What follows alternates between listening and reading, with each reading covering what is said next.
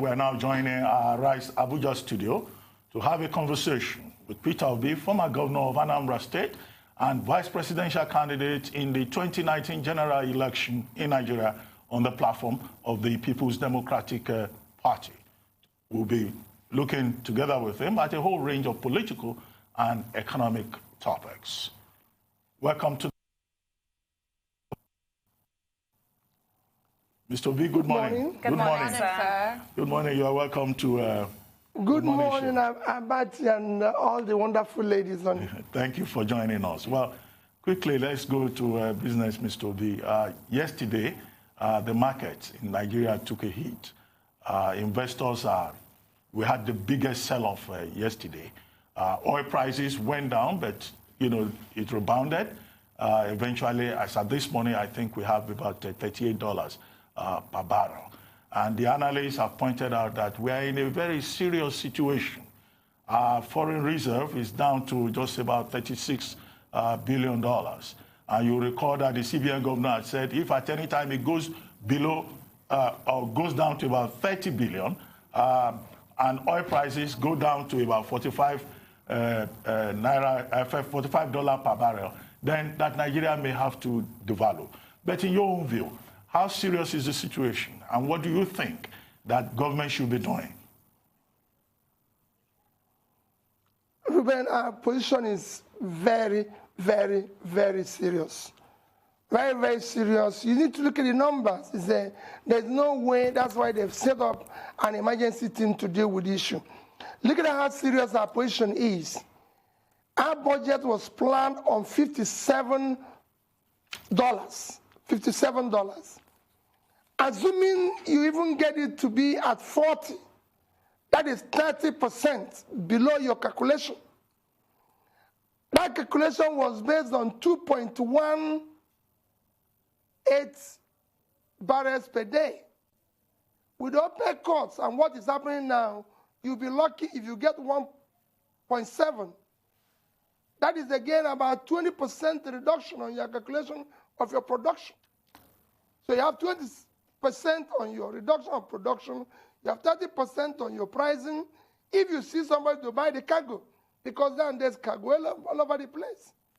And this is where your 80% of your foreign exchange earning is domiciled. So it's a serious issue. If you look at when the president have inaugurated the council, he told them to look into how we can lower our budget. The Minister of Finance came out and said we're going to lower our budget. Our budget already is very, very low. Our budget is $30 billion. $30 billion for a 200 million population. We have $30 billion, out of which 10 of it is almost for debt servicing. A third of it is almost for debt servicing. And you're talking about lowering it. Reuben, to tell you how this situation is extremely worrisome, our budget of 30 billion is very low for 200 million. And I give you just 3 countries we are supposed to be comparative countries of our size. Brazil, with 210 million in population, their budget for this year, 2020, is $912 billion, out of which they are using 10%, call it about $100 billion to service debts, while we are using 13. So they have $800 billion to spend. If you share that among their population, it's almost 4,000 per head. If you go to Indonesia, 250 million in population, their budget this year is $178 billion. If you share it per head, it's about $710 per head. Of course, come to South Africa, the second biggest economy. Their budget is about $120 billion, so it's about $2,000. So we are battling with about $150. And now if you lower it, considering debt servicing, it will be under $100 per head. It's a crisis situation.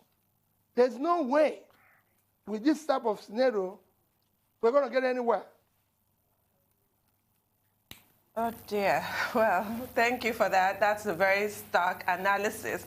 And speaking on what you said about debt servicing, can we now talk about this $22.7 billion loan that was approved and all the reports around it? First of all, that 60% of the loan would be available as spending and 40% is to be paid to consultants. I'd like your thoughts on that.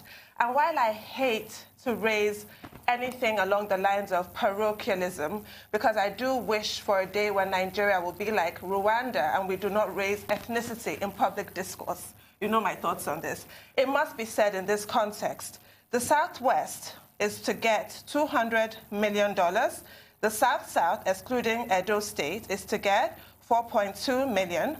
And Northwest, 6.3, thereabouts. Northeast, 300 million. North Central, 6.5 million. General expenses, 5.8 million. There is no Southeast in here, been factored in, and Edo State has been excluded in the South-South. Now, in a federal republic, what is the implication of this? Well, let me tell you, everybody knows my stand on borrowing. First, I am against borrowing of any sort. In the sense that, why am I against borrowing? Not that borrowing is wrong. I've said it repeatedly. If you must borrow, you must convince, I said, you must convincingly be able to tell us the business case of the borrowing. Otherwise, you're mortgaging the future. And all this money we're borrowing is going to hit us somewhere down the road. If you look at our borrowing today,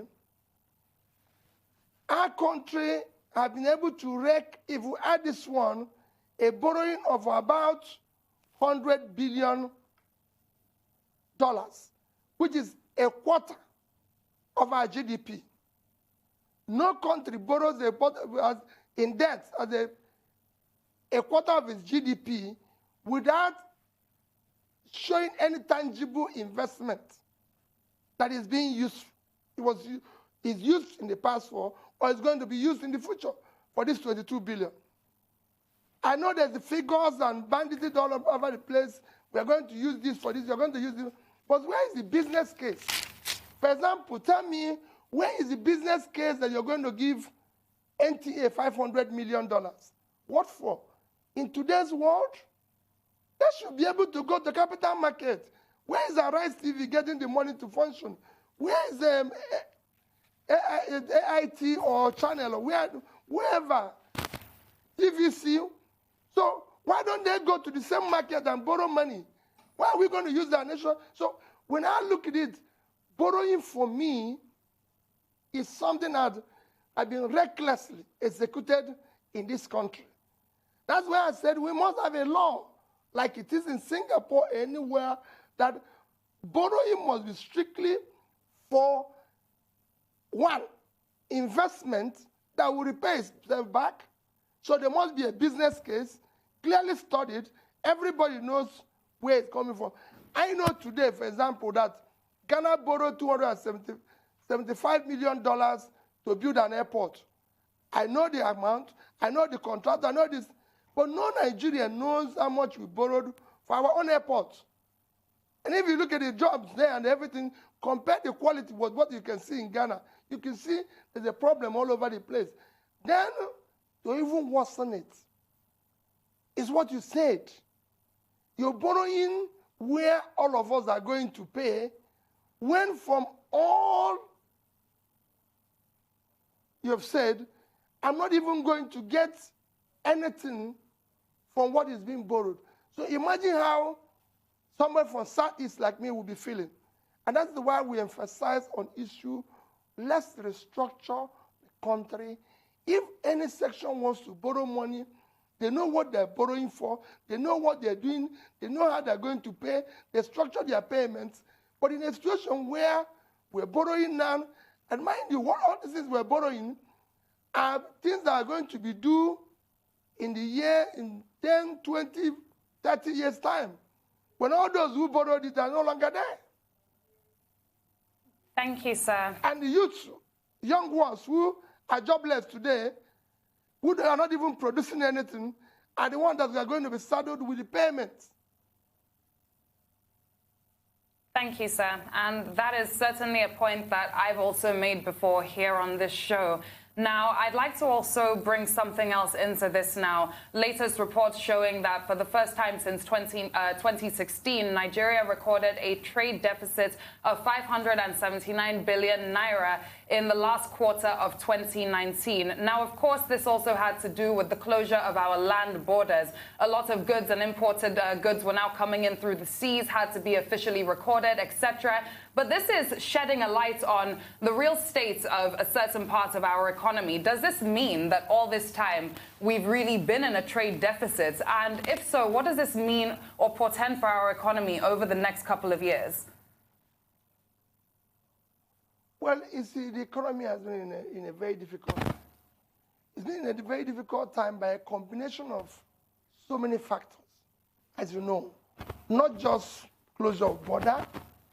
We don't have, today, our FDI have gone down below what is expected and everything. Our economy is being affected by number one thing that is in our economy today is insecurity. Because with insecurity, you don't have even locals investing. You don't have, of course, foreign direct investment coming in. I was in a meeting 2 weeks ago with a group in the city in London, and what came out will be shocking. They said to me, Peter, nobody's talking about Nigeria now.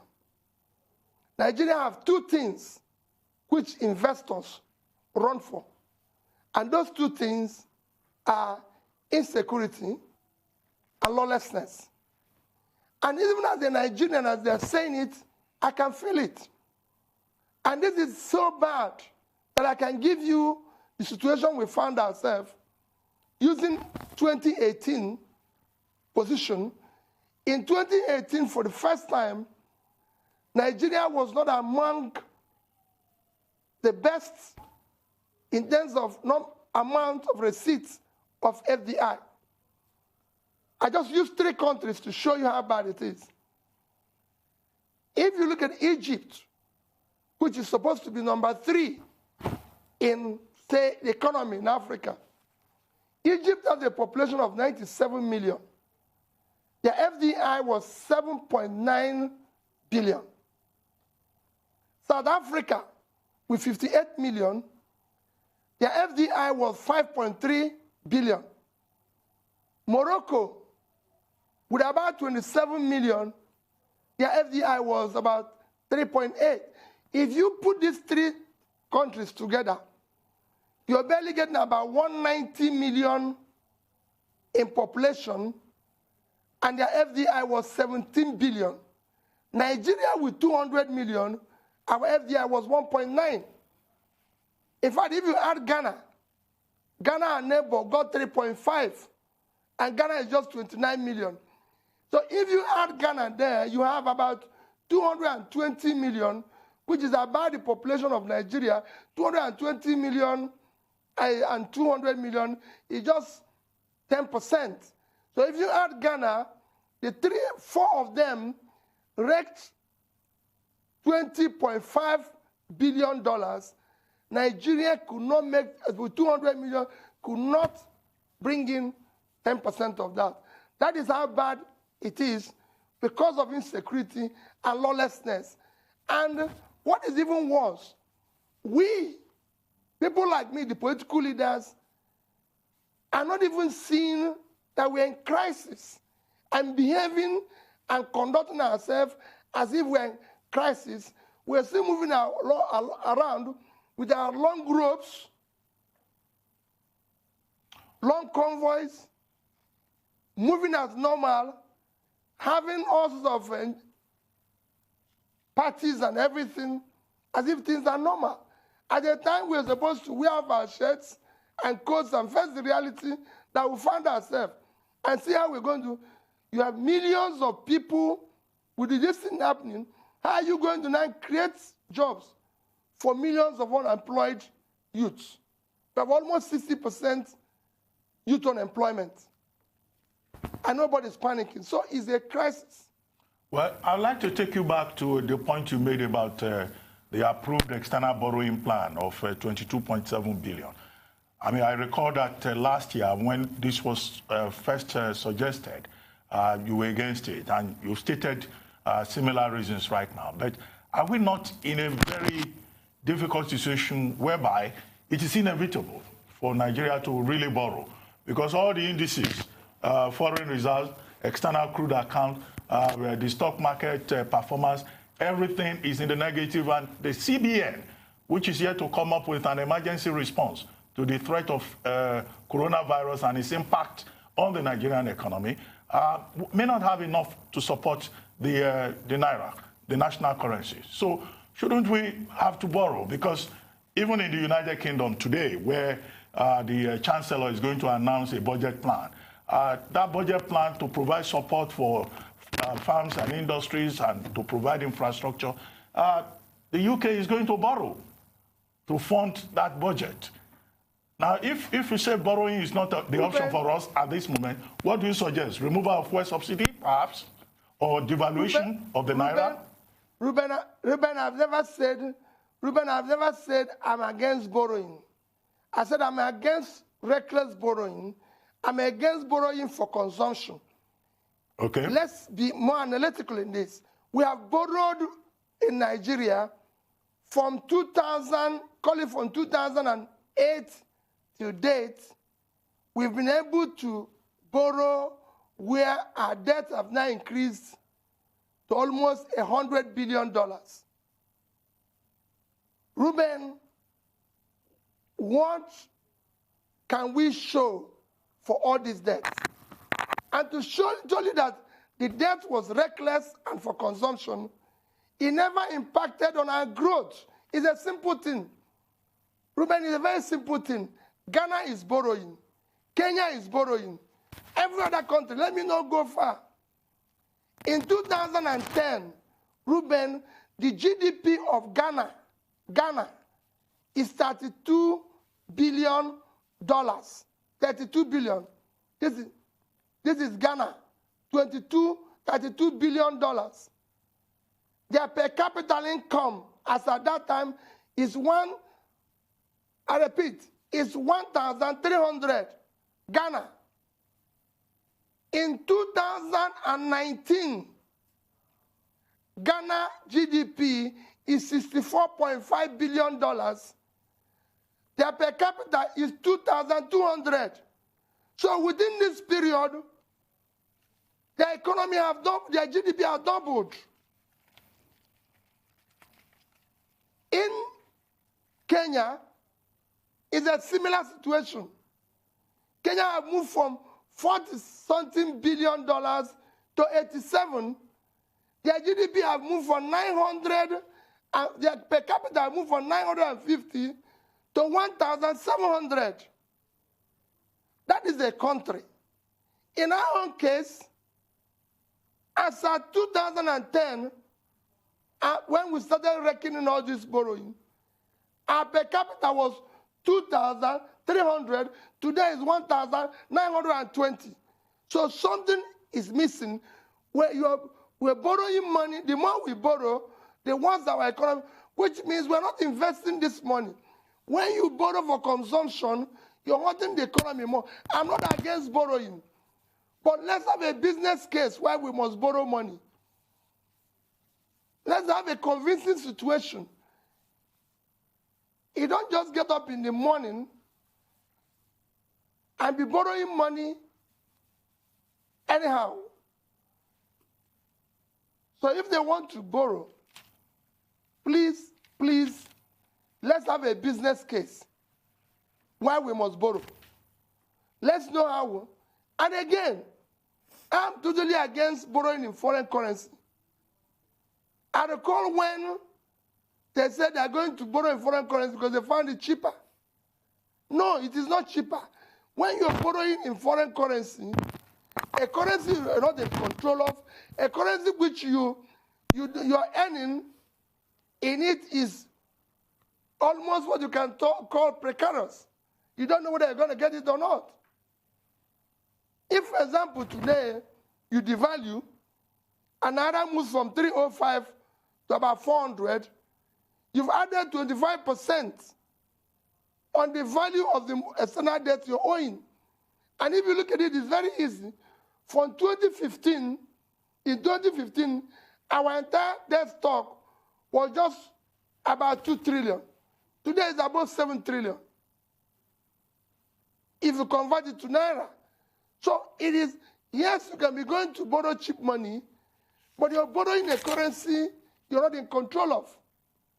And it's a crisis. So for me, it is not borrowing that is the problem. It's what you're borrowing for. What is the business case for its repayment? And then again, as you're borrowing, have you tried to cut down on your expenses? I've said repeatedly that cost of governance in Nigeria is too high. It's time for all of us to remove all these long ropes, all these sorts of things that we're wearing and doing this that is costing us a lot, and start functioning like every other country.